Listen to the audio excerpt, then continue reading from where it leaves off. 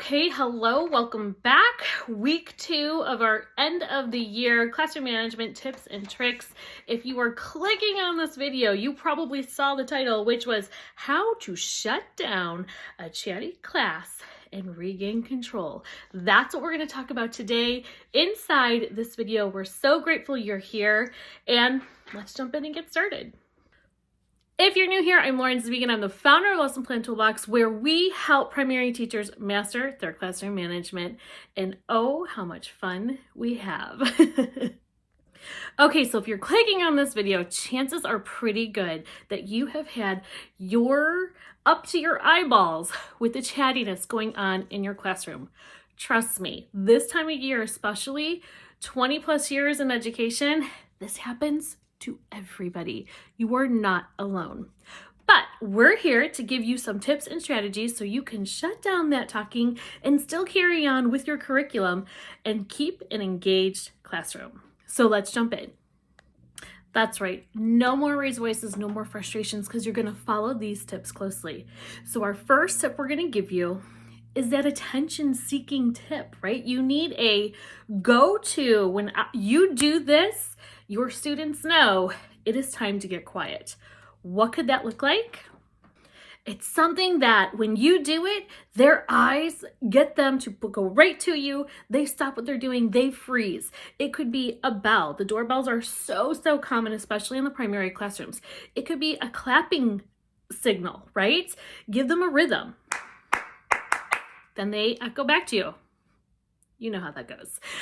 So give them a rhythm. They love the movement and just listening for the rhythm, especially with boys. That one works really well.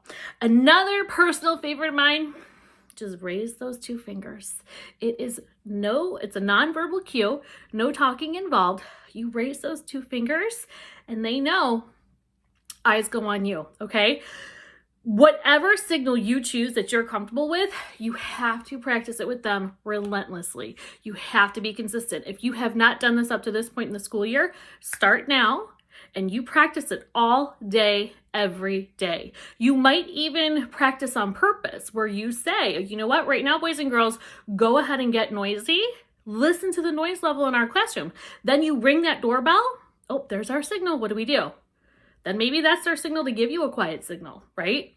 Whatever is comfortable for you, that's what you want to relinquish to your students, right? What you want to pass on to them.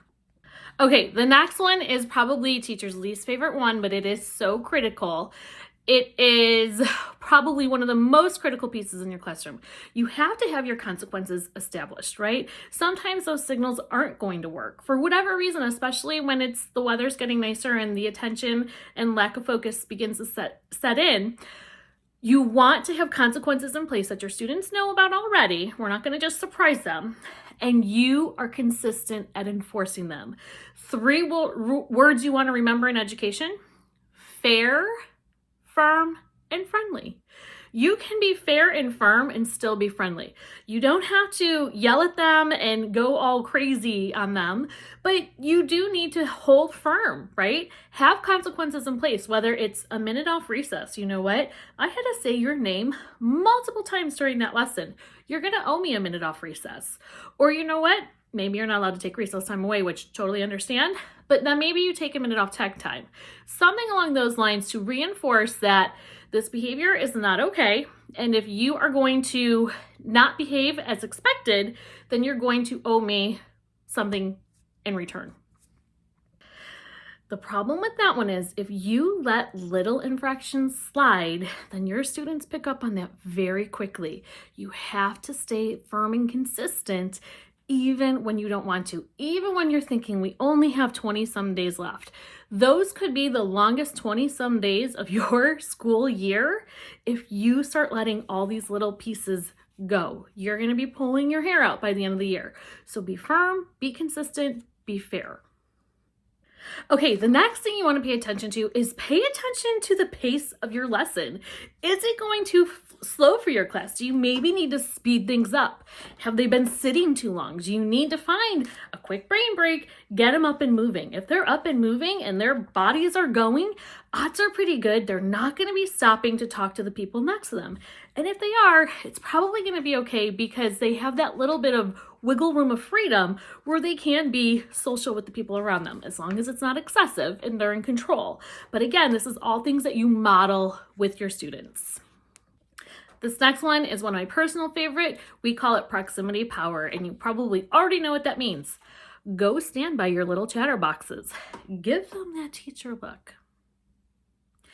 A lot of times, 9 out of 10 times, they're going to know what they're doing without you even having to say anything. But you have to be present and cognizant to go and move, right? So often when I coach teachers, they stand in the front of the room by the board and they don't really walk around and stand by the chatterboxes. Just your presence and that proximity, it's amazing the impact it will have on your students. So keep that in mind too. Okay, and if you're still feeling that frustration and the rowdiness is happening in your classroom, it's okay to take a break. Reset. Maybe have them put their heads down. Maybe do a centering video up on the smartboard, or just do some breathing techniques. I love this one. It goes sniff, sniff, puff, puff, blow away the rough stuff. Kids love it. It's quick. It's easy. You do that a couple times, maybe have them put their heads down, and that's how you get them back engaged in the lesson. Before we jump in, let's do a quick breath work activity, and then we're going to pick up from where we left off. And we're going to do this appropriately because we know how to behave.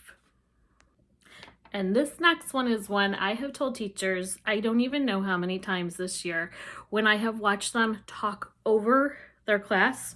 Please don't do that. You're just getting yourself frustrated. Your voice is escalating. They're going to go to talk over you. When all else fails, stop the lesson. Do not pass go. Do not collect $200. You stop the lesson and simply say, I'll wait. And then you wait. You wait until that class is quiet. You wait until you have that control back. It is okay if it takes more than 2 minutes.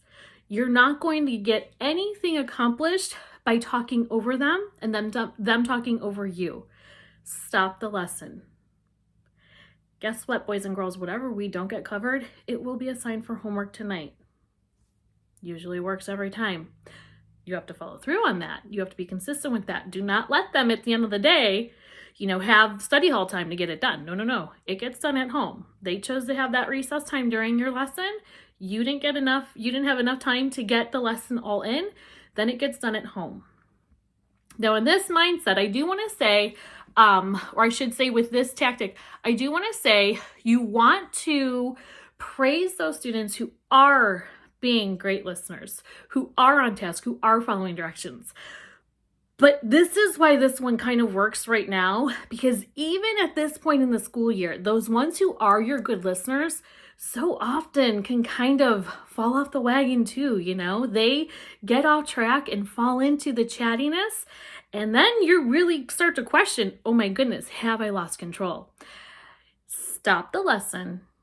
Simply say, I'll wait, and then you wait as patiently as you need to be. You wait until that class is quiet to continue. I almost can guarantee you, after about 2 or 3 minutes of waiting, you will get them back. And if you don't, unfortunately, we're a family in here. We work as a team. And I can appreciate so much those of you who are here doing what you're supposed to be doing, but we need everybody to do this, everybody to follow through. So because we didn't get all of this accomplished today, unfortunately, the rest is going to be assigned for homework. Is it fair?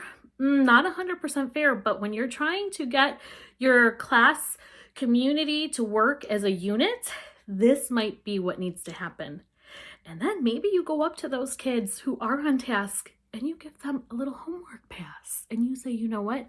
I appreciate you working so hard. Here's a homework pass. Then they don't have to take that extra work home. See how that works? Okay, it's really important that you, after a rocky day in the classroom, take a couple minutes and reflect on where did the spiral begin to happen, right? Were your students bored? Did the lesson not engage them? Was it a matter of you need to adjust your teaching style? Maybe you're up there doing you're leading the whole lesson and they maybe need to do more community center work or partner work or something along those lines where they're up, they're moving, and they get to chat a little bit. So be mindful of that piece too. This next one is one I say all the time, no matter what time of year it is. Do not be afraid to ask for help. You are looking at a teacher who was very afraid to ask for help because I thought it was a sign of weakness. Little did I know I was only hurting myself and my students because I was afraid to ask for help.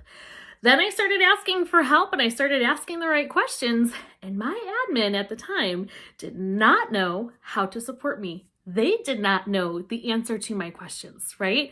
So that's when you start talking to other colleagues. That's when you might even rely on a membership like Lesson Plan Toolbox, where we give you weekly strategies. Use these in your classroom, right? We take those forms that our teachers give us, their online Google Forms. They tell us what's going on in their classrooms, and then we give them the feedback that they need in real time. That way, you're not left high and dry. And I know when I would talk to my colleagues, I would always be afraid, like I'm taking too much of their time, and I felt guilty. Which is another reason why this membership is a great tool, because this is what we do. This is our whole bread and butter of the membership is we give teacher support. We give primary teachers classroom management support. So it's not a matter of you taking our time. This is like my passion. I love doing this for teachers. There's always an answer. There's always a solution. You just sometimes need somebody removed from the situation to jump in and help you out. So you could always look into our membership too. Okay, so there you have it, teacher friends. Those are our best tips and strategies for shutting down this school year strong. You are in control. You are the authority in your classroom. Take back that control if you need to. Do not be afraid to be fair, friendly, and firm. It is okay. Be sure to let us know which of these tips you use most successfully. If you want to join our membership, lessonplantoolbox.com. This would be a great week to do it. Today is May 1st. We're going to run a special for Teacher Appreciation Week, a full year membership for $57. Classroom management support for $57. It seems like a no-brainer to me. Full year of it. So be sure to look into that. Let us know what tips you used from this video. We're so happy to be here supporting you, and be sure to come back next week for another end of the year classroom management strategy.